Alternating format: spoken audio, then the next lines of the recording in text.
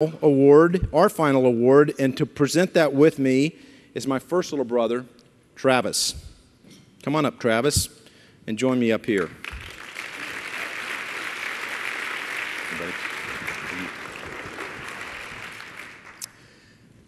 My journey with Big Brothers Big Sisters began with this young man when he was 8 years old. And he and I both share the loss of our father through death.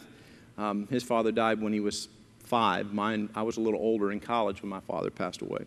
But I got to know Travis in that way. And one of the neat things about that story was Travis went to church with me.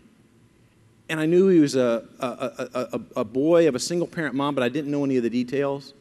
And here I go to apply to become a big brother, having no idea, just as all of us do in our neighborhoods, in our churches, in our schools, no idea that he was on the waiting list and had been on the waiting list almost 2 years to get his big brother. Bad luck of the draw, I'm sorry.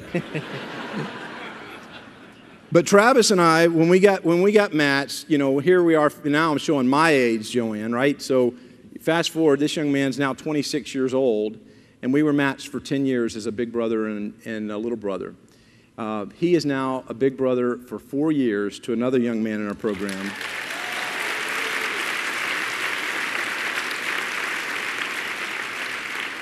He teaches music education at the Birdville Independent School District. The kids love him.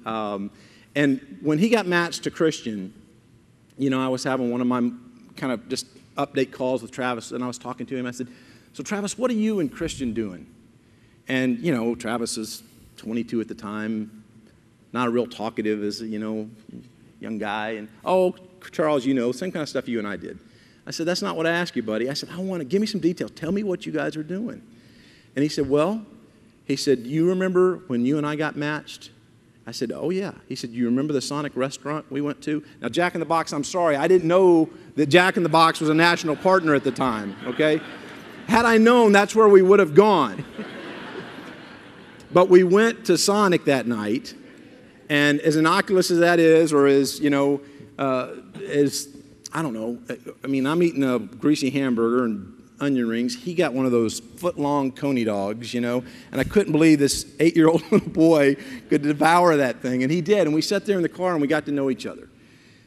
And he said, "You remember that?" I said, "Yeah, of course I remember that." He said, "Well, when I got matched with Christian, we went to that same Sonic restaurant, and we repeated what you and I had done 15 years ago."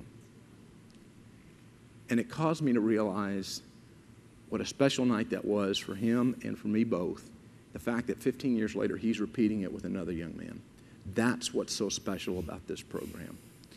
So, Travis, I'm so proud of you, and I thank you for all that you're doing for Big Brothers Big Sisters now. And we are going to together talk about the 2011 Cliff Norman Award. I think we're actually going to reschedule the next presentation to dishing out stories on Charles Pierson.